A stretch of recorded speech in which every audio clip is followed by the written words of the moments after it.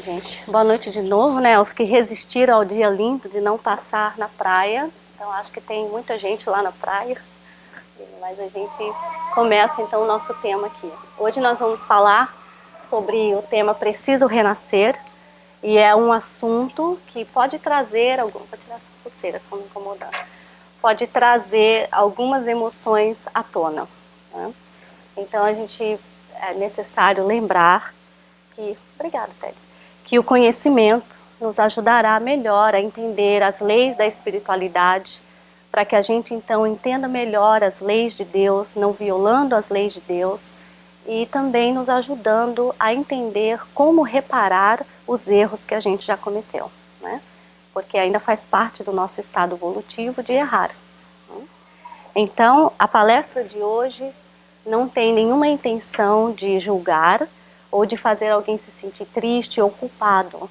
Pelo contrário, seu conteúdo é unicamente, a intenção única é de trazer o consolo para os corações que por alguma razão se sintam assim, e também especialmente para o conhecimento, para que a gente evite um erro no futuro em relação ao que nós vamos conversar hoje. Tá? Então vamos tocar a nossa mensagem de abertura. E aí a gente começa de novo. Oi, meu nome é Bela. Eu já tenho 6 anos. E a minha história começa bem antes. Quando meu pai namorava a minha mãe, eu comecei a existir. E ainda eu era um tamanho de uma semente. Mas eu estava ali. A minha mãe ficou com muito medo como eu descobri. Eu tentei falar, calma mamãe, calma mamãe. E ela não quis. Então meu pai teve uma ideia de vir buscar eu. Mas pode?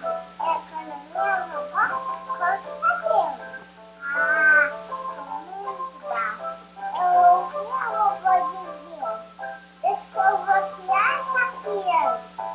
Quando eu nasci, para a mamãe me deu para a vovó, ficou doida comigo. Também bonitão assim, o meu pai quando me viu até chorou. Agora que eu tô bem grandão, eu entendi que a mamãe e o papai não sabiam o que estava fazendo. Então eu perdoei eles. Agora eles estão pensando até arrumar uma mandinha pra mim, mas já falei, eu tenho que gostar de jogar bola. Imagina se eu não existir. Eu ia ser lá. Você não acha? Acha demais.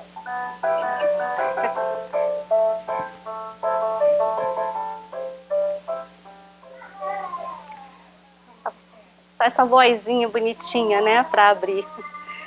Então vamos lá, gente. Pergunta 344 do Livro dos Espíritos. Em que momento a alma se une ao corpo?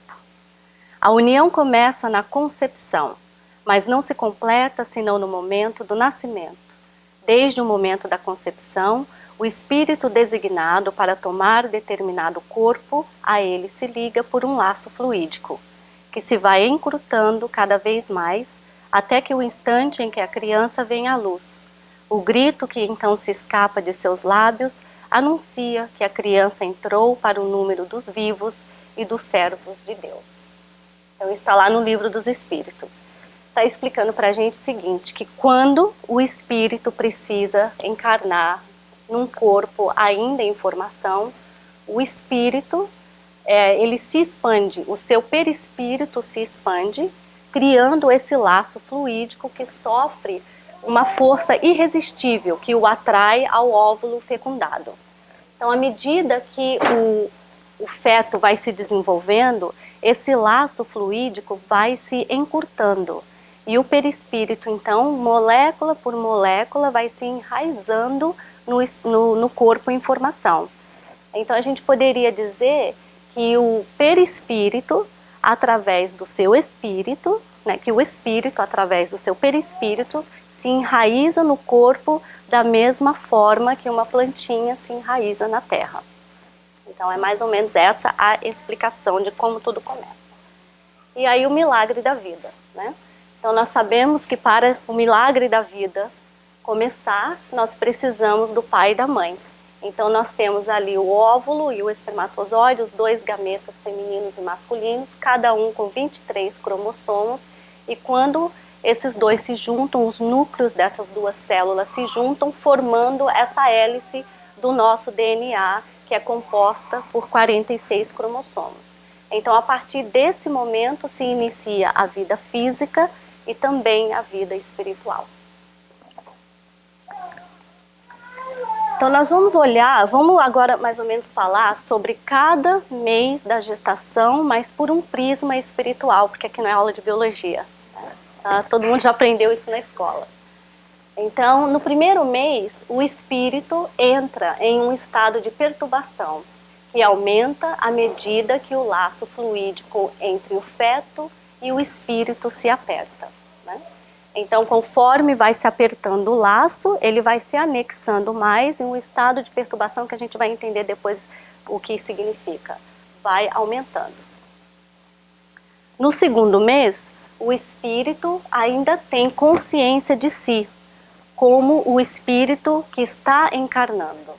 Então, ele tenta, durante os sonhos, conversar com seus futuros pais, ou alguma coisa que ele tem receio, que ele tem medo, ou que ele está feliz, ou quem ele era. Então, os pais e o espírito encarnante, né, reencarnante, é normal deles, é comum deles se encontrarem durante os sonhos.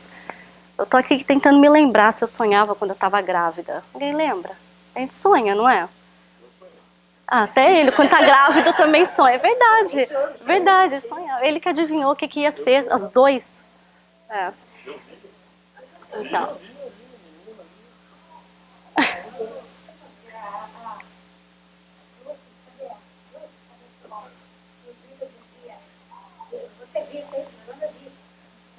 Pois é, verdade, né?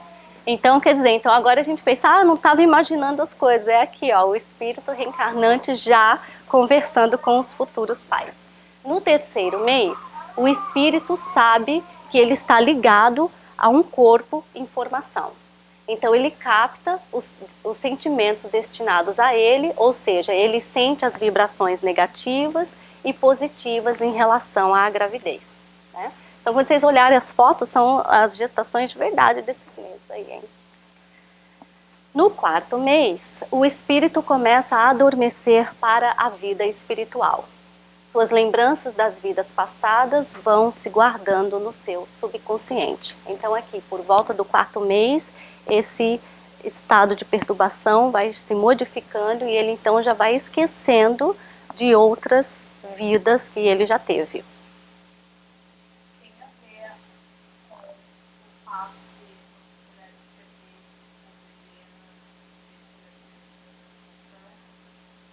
Não, é um outro fator que a gente vai falar mais tarde. Mas aqui, quando a gente fala assim, ó, se intensificam as trocas fluídicas e energéticas entre o perispírito da mãe e do bebê. A mãe sente as vibrações geradas pelo espírito reencarnante. Então, dependendo das vibrações desse espírito, a mãe vai sentir mais. Então, tem mães que têm mais problemas na gravidez, sei lá, mais náusea, seja lá o que for, não necessariamente só o sintoma físico, mas a mãe, a partir daqui, começa a sentir mais as vibrações energéticas geradas pelo espírito. E isso que você perguntou, a gente vai ver um pouquinho mais pra frente. No quinto mês, o perispírito já está, então, completamente anexado ao feto, né? Então, as vibrações da mãe já ficam registradas no espírito do bebê. Então, no quarto mês é a mãe sentindo mais o espírito, e aqui já é o bebê sentindo mais as vibrações da mãe. Por isso que é muito importante que durante a gravidez se converse com o nenê, mostrando carinho, amor para com ele, porque ele já está sentindo todas essas vibrações e isso vai ajudá-lo a já crescer, né, já se desenvolver com um psiquismo saudável. No sexto mês, suas energias são renovadas em positividade, esquecendo-se de seus karmas. Ou seja, então se aqui nesse caso o espírito reencarnante é um inimigo do pai, ou um inimigo da mãe, ou se ele mesmo foi um algoz dos pais, ele já começa a se esquecer desses sentimentos que antes o nutria. Então seria uma chance de recomeçar do zero a vida carnal. Isso já começa a ficar mais adormecido e ele já perde mais ou menos essa noção, porque a gente sabe, né, sobre a lei da reencarnação, que nem sempre aquele filhinho lindo que você tem foi seu filhinho lindo de outra vida, né? Então, quando a gente tem essas energias negativas que todos nós temos, né, que precisam ser renovadas através da reencarnação, elas já começam aqui no 6º mês de gravidez. A o véu do esquecimento que a gente fala. Já no 7º mês, o espírito ele tem ligeiros momentos de lembrança do seu passado, ficando tudo temporariamente esquecido. Então a gente fala temporariamente porque nós estudamos muito dentro da doutrina espírita que o cérebro do nenê, de uma criança pequenininha, não está ainda completamente desenvolvido para que o espírito possa receber toda a sua personalidade do seu espírito integralmente. Então, algumas coisas, essas lembranças, essas coisas ficam adormecidas até por volta dos 7 anos de idade. E depois disso, então, o espírito começa a demonstrar as suas tendências espirituais com mais eficácia, né? Existem exceções para todos os casos, mas em geral é assim que se passa, porque às vezes a gente vê criança bem menorzinha já mostrando algumas tendências negativas ou positivas que você vê, não é daqui, já veio com ela isso. Então existem as exceções, de cada caso é o seu caso, mas em geral a gente vai observar que as crianças começam a não perder o ar inocente, mas começam a ser elas mesmas, né, com a sua bagagem espiritual meio que entrando ali na questão a partir dos 7 anos de idade e fisicamente falando e espiritualmente falando, devido a esse desenvolvimento do cérebro que ainda não estava preparado para adquirir toda a bagagem. No 8º mês, o bebê escuta a voz de seus pais, sentindo seu amor ou descaso. O estado mental dos pais continua exercendo grande influência no processo reencarnatório desse espírito. Então é mais uma vez, né, sobre as vibrações que envolvem a gravidez. E no 9º mês, está pronto para o nascimento, né? Eu sei que tem os prematuros, tá? Mas aqui com o 9º mês está pronto para o nascimento. Os pais, então, nesse caso, assumem a tarefa de educadores que lhes foi confiada por Deus. Né? Então, cabe aos pais criarem um ambiente de amor e de harmonia para ele ou para ela, né? Renascer aonde os bons espíritos estejam presentes. Porque o ambiente em que o espírito será recebido é um fator decisivo para o sucesso da encarnação desse espírito. Então, os pais estão sempre carregando essa responsabilidade. Né? Então, para muitos, a gravidez é um momento sublime, de alegria. Acredito que para a maioria. Né? Mas para outros, isso não é verdade. É, pelo contrário, um momento de perturbação, de angústia, de desespero, de não sei o que eu vou fazer, eu não estava pronto para isso. Porque muitas vezes uma gravidez pode ser o fruto de uma violência sexual, ela pode estar trazendo uma criança com doenças graves, defeitos físicos, e isso faz com que muitas pessoas se desesperem. Né? Então, nós agora vamos passar para a parte polêmica desse tema, porque ao invés de colocar o tema da palestra aborto, porque muitas pessoas não querem nem ver, então é preciso renascer, mas agora a gente já entra um pouquinho mais na parte polêmica, lembrando, como nós falamos no início, que a doutrina espírita não julga, pelo contrário, ela educa e ela ampara, e que o conhecimento é importante para nós, porque nos ajuda não só a reparar o que nós já fizemos de errado, o que todos nós fazemos, mas evitar erros no futuro. Então só vamos assistir um pouquinho esse aqui.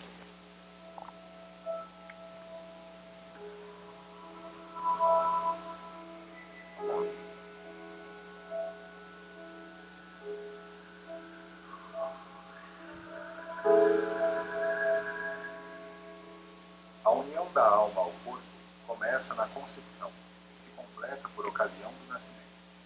Desde o instante da concepção, o espírito designado a habitar o corpo a ele é ligado por um laço fluídico, que cada vez mais se vai apertando até o instante em que a criança dê à luz.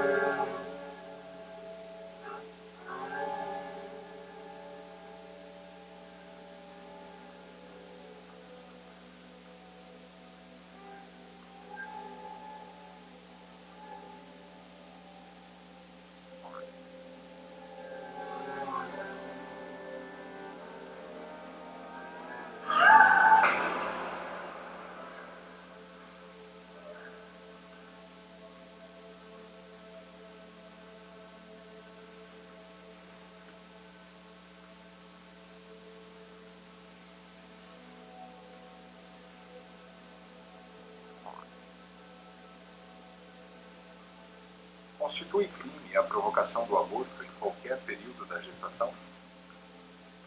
Há crime sempre que transgrides a lei de Deus. Uma mãe, ou quem quer que seja, cometerá crime sempre que tirar a vida de uma criança antes de seu nascimento.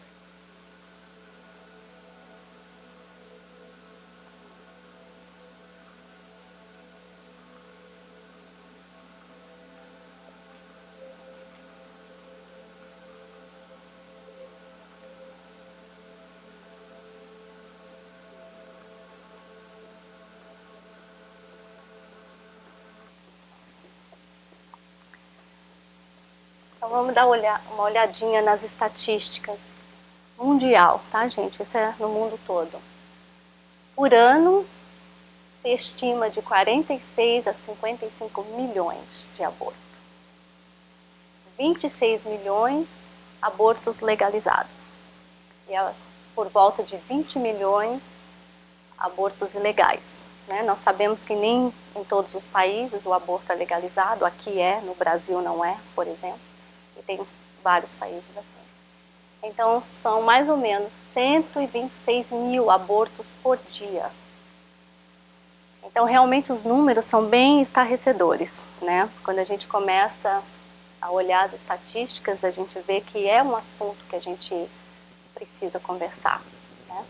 Quando a gente vê esses números. Então, é por isso que o bebezinho chegou aqui e falou, né? Força, gente! Se Deus é por nós, quem será contra nós? Então, essas estatísticas realmente assustam. Tipos de aborto. 3 tipos. Primeiro, a mãe decide deliberadamente interromper a gravidez, né? Então, o espírito, nesse caso, ele recebe como um choque, porque ele é abruptamente desligado do corpo em formação. Se assemelha mais ou menos a um desencarne em acidente traumático. Então, nesse caso, é um aborto consciente e é uma transgressão à lei de Deus. O segundo, a mãe rejeita o filho, negando-se a ter uma gravidez saudável. Então, o aborto acontece, nesse caso, pela rejeição energética da mãe, que por não querer o filho, não cria um ambiente apropriado para que ele continue se desenvolvendo. E aí o aborto acontece. Então, embora seja um aborto inconsciente, também é uma transgressão à lei de Deus, porque ela se rejeitou a fazer o que precisava para que o bebê continuasse se desenvolvendo. Cobre um pouquinho da sua pergunta, Fernanda. E o terceiro caso é quando o espírito desiste. Né? Então, se o espírito aqui, às vezes, o espírito reencarnante, ele se arrepende de ter aceitado a reencarnação, ou então ele fica com medo, eu não vou conseguir, serão muitos desafios nessa encarnação e ele literalmente desiste, e aí o aborto acontece. Ou então o espírito é muito inferior, ou inimigo da mãe, e aí essa própria densidade energética do espírito mata a parte orgânica, né, ali do óvulo fecundado, e o aborto acontece. Então, nesse caso, obviamente, o aborto não foi planejado e a mãe, a mulher, nesse caso, não transgrediu, não violou a lei de Deus. Então, voltando à sua pergunta nos primeiros 3 meses, a gente não sabe exatamente o que acontece, né? No lado médico também não tem resposta, então talvez no lado espiritual a gente possa entender um pouco mais porque isso acontece. Difícil pinpoint, a gente não sabe o plano reencarnatório de ninguém, e se a medicina não sabe, do lado espiritual pelo menos tem um pouquinho mais de explicação, que seria talvez uma dessas. Fala, Fê.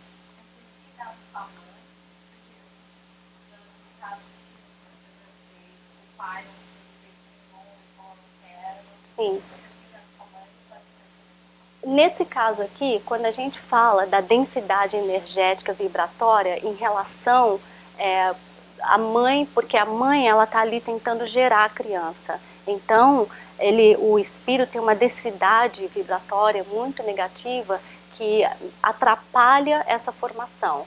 Se esse problema é ligado ao pai, eu acredito que sim, que possa influenciar, mas talvez não tanto, porque o pai não está gerando a criança. No caso de ser em relação ao pai, eu acho que caberia mais a terceira opção, onde o espírito desiste, não quer, é um inimigo, ou não quer conviver com aquela pessoa que então vai ser seu pai no futuro. Mas, pelo que a gente leu, está falando mais de uma coisa com a mãe, mas eu tenho certeza que também pode ser ligado ao pai, mas eu não sei realmente como que isso se processaria em termos dessa energia afetar a parte física da mãe, que seria a gravidez em si. O pai que se deixou. Aham. É verdade isso. Você. Por isso que eu não senti, ele sentiu pra mim. Tá conectado, claro que tá conectado.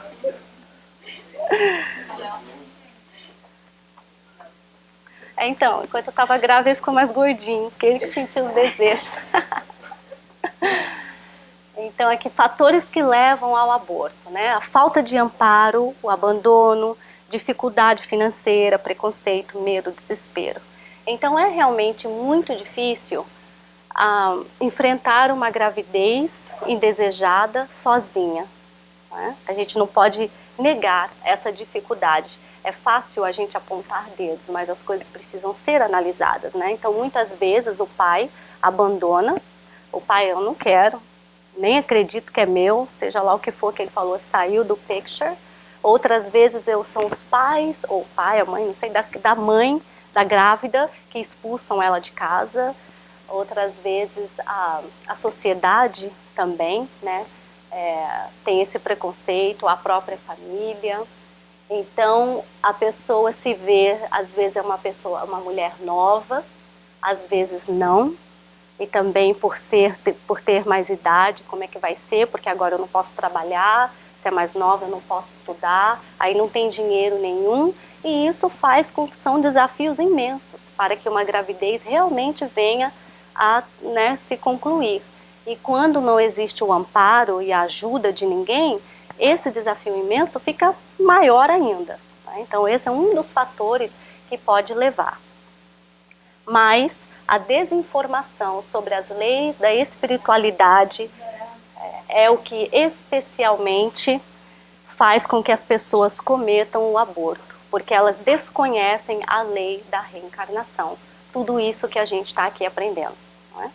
Então, em circunstâncias onde a gravidez é indesejada, e a pessoa, né, não planejou essa gravidez, vem no momento físico errado, e agora você pensa que a pessoa não acredita que exista uma vida anterior, ou nem acredita que essa vida, que tem aqui 1 mês, 2 meses, seja o que for, já existe, porque muitos reconhecem que o bebê só tem vida depois que ele nasce, né? Então não tem nem o lado espiritual e nem o entendimento tão certo do lado físico, então o aborto começa até a fazer sentido, na cabeça da pessoa que está analisando por esse prisma. Eu já ouvi muito falarem que quem faz o aborto é assassino ou assassina. Eu particularmente discordo dessa frase, nesse teor, porque eu acho que o que mais leva alguém a fazer realmente, a cometer um aborto, são essas dificuldades e principalmente esse desconhecimento, porque imaginem só, todas as pessoas daqueles milhões de abortos que nós vimos lá da estatística, você coloca então agora um bebê com 1 hora de nascido e dá na mão dessa mulher e fala, mata. A grande maioria não faria, né? Então não tem ali a índole assassina no sentido, vou matar uma criança. E às vezes, né, a gente escuta, é assassino. Então não necessariamente, óbvio que existem as exceções, pessoas que matariam o bebê, a gravidez, enfim. A gente sabe que existem espíritos de todas a estirpe, mas eu acho que a grande maioria está realmente cometendo o aborto por esses motivos e não por ser uma pessoa ruim e assassina.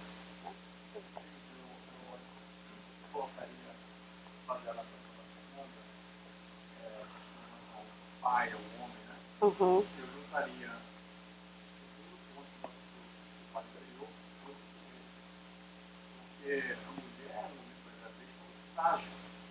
E a falta de amparo do homem, que as palavras que ele usar, pode ser capaz que o pensamento dela acabe gerando um aborto e essa transformação.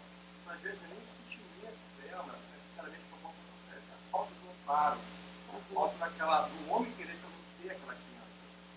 Então, eu diria que ambos, e talvez ele, nesse caso, tenha mais culpa do aborto do que ela própria, pela fragilidade que ela está vivendo. Sim, a gente vai falar um pouquinho sobre a responsabilidade do pai, mas isso que o Ted falou é bem interessante, importante, mas a gente lembra que a mulher, Deus fez a mulher para ter o filho, né? Nós somos capazes de gerar, então a responsabilidade orgânica de abraçar essa criança e essa gravidez é da mulher. Óbvio que o homem tem toda a responsabilidade, como o Ted falou, eu acredito muito que isso, né, se falta todo esse amparo de como a mulher vai se sentir, estou tão triste que eu não quero comer, estou tão triste que eu não consigo dormir. Ela vai ficar fisicamente doente e isso pode ocasionar, então, de repente, um aborto. Mas existe toda a proteção espiritual e são em casos extremos que realmente acontecem. Mas se a gente começar, existem, né, várias entrelinhas ali para estudar realmente todos os casos que isso pode acontecer. A gente fez mais ou menos um apanhado dos mais comuns. Então, quais são as consequências, né, do aborto? Porque se a gente está falando que é uma transgressão à lei de Deus, então obviamente existe uma consequência, né? Então, o desequilíbrio emocional gerado pelo sentimento de culpa. Pesquisas indicam que a maioria das mulheres que abortam provocam em si um agravo emocional e que em algum ponto de suas vidas elas vão precisar de uma ajuda profissional para conseguir se reequilibrar emocionalmente, seja para tratar uma depressão, seja para tratar uma esquizofrenia ou um outro transtorno mental que possa ter sido gerado por esse sentimento de culpa que pode não eclodir no momento do aborto, mas dias depois, meses, anos ou até em outra vida, né? E a obsessão espiritual, porque o sentimento de culpa ele envolve a pessoa em energias, em vibrações negativas. E isso faz com que, mais ou menos como se quebrasse uma barreira da proteção espiritual, criando uma ponte que facilita uma obsessão. Então, esse espírito rejeitado, que foi, né, abortado, ele pode se revoltar e obsediar os envolvidos, não só a mãe, o pai ou os envolvidos, que ali de repente são os avós que forçaram o aborto, os médicos, seja quem for, os envolvidos de alguma forma. Obviamente, isso acontece em grande maioria dos casos, mas obviamente que se o espírito abortado já conquistou um pouco de compreensão, de perdão no coração, ele vai então move on e não vai obsediar ninguém, né? Mas as consequências dos atos que nós cometemos, independente de conhecermos ou não as leis da espiritualidade, elas existem, assim como a dos homens. É a mesma coisa se a gente chegar, sei lá, nós matamos alguém e a gente vai falar, não, eu não posso ser preso porque eu não sabia que eu podia matar. Não sabia dessa lei que estava escrito lá, né, deve ter lá o número da lei, não pode matar no Código Penal, eu não sabia. Então, isso não é excuse, né? Então, a gente mesmo não sabendo, existem as consequências. Só que a diferença entre a lei dos homens e a lei divina é que Deus não é cruel e Ele não castiga a gente. Ele nos dá a oportunidade de reparar o nosso erro e com a ajuda dele. Ele ainda nos ajuda a reparar, mas a gente precisa reconhecer e ter o esforço de reparar os nossos erros. E os pais são igualmente responsáveis, né? Então é importante ver aqui que na maioria dos casos a mulher é a vítima, porque é ela que é abandonada, grávida, sozinha, Deus dará, né? E é que sofre todo o preconceito da família e da sociedade. Só que isso é aqui, no nosso plano físico, mas Deus não é assim, né? Na lei, a divindade é justa e a responsabilidade recai sobre todos. Então, os pais, eles são partícipes ativos desse processo do aborto. Ou seja, tudo que acontecer em relação à mãe, digamos que ela fique numa depressão profunda e se mate, ele vai ter sua parcela de culpa nesse ato. Qualquer coisa que foi gerada pela experiência do aborto. E se o espírito, digamos que agora começa a obsediar e aí causou um problema para a pessoa maior e agora ele se endividou mais em relação à espiritualidade, então os pais, de uma forma ou de outra, são partícipes e responsáveis por todas as consequências que forem geradas do aborto. Então a gente precisa entender que qualquer qualidade de espírito que venha a reencarnar, haverá sempre uma correlação entre ele e os pais. Então, mesmo em casos de reencarnação que existe uma vibração na faixa do ódio, no sentido evolutivo, todos lucram, né? Primeira coisa que a gente precisa entender, que toda gravidez a gente veja como encarnação e a sua importância de ser. Então o aborto, ele é um atentado à vida a qual nós não somos autores e por isso não podemos tirá-la, né? A gente não criou, a gente não extermina.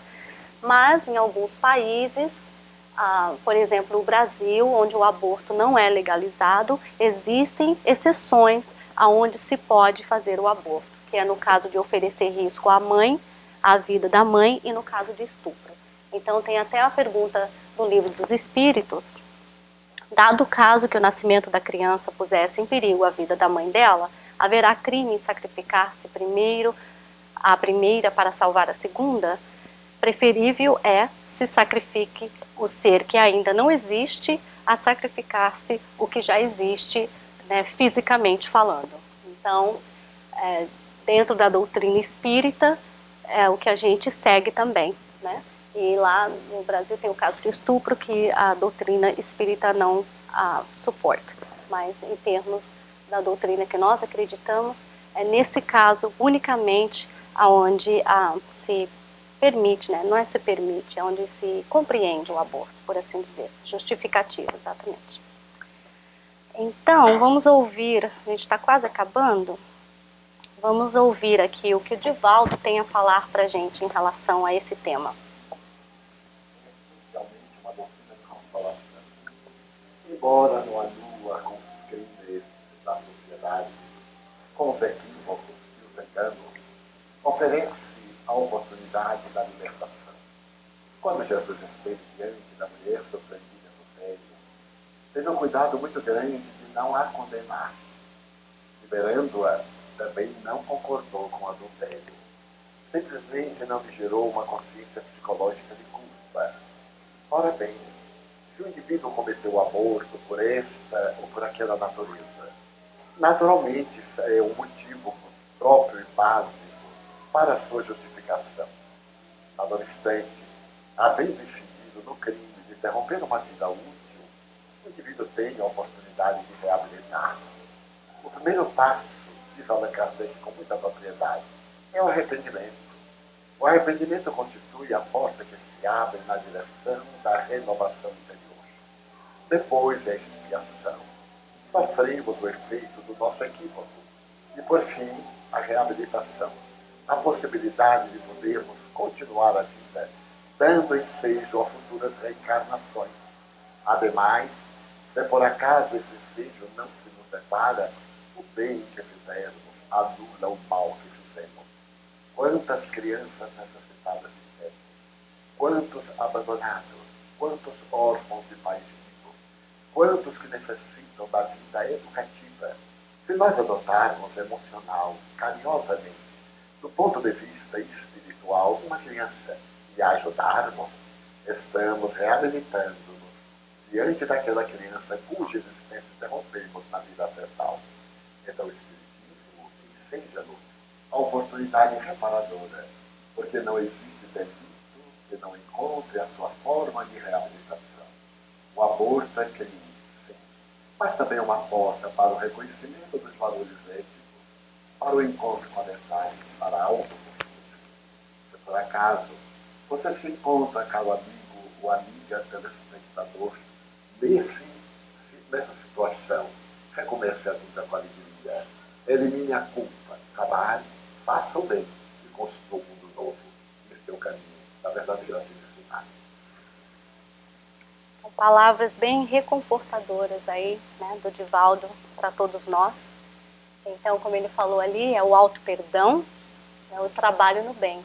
Porque a culpa condena e imobiliza, ao invés de trazer à consciência a condição de reparação. Pecadores somos todos nós, espíritos ainda necessitados, cheios de falta e equívocos. Portanto, não devemos desenvolver sentimento de culpa, mas fazer brotar um sentimento de responsabilidade. Né? Porque a gente entende que muitas vezes uma pessoa que comete o aborto, ela é empurrada por problemas muito difíceis, como nós já falamos antes. Solidão, angústia, mas essa pessoa também tem o direito de ser feliz. Ela cometeu um erro? Sim. Ele cometeu um erro? Sim. Mas quem não comete? Não é verdade? Mas a doutrina espírita, então, sugere que essas pessoas saiam do seu drama, do sentimento de culpa e trabalhem no bem, para que comecem agora já a reparar o erro cometido. Né? Porque, como o Divaldo falou, não faltam crianças, idosos, gestantes que estão precisando de carinho e de cuidado. E nós devemos adotar esses como pudermos. Então vamos lembrar, para finalizar, o que Jesus nos ensinou em relação a amar ao próximo como a si mesmo. Quando fazei a um irmão, fazei por mim. Fora da caridade não há salvação. E o amor apagará a multidão de pecados. Então, gente, é isso. Se perdoem, trabalhem no bem e não aborte.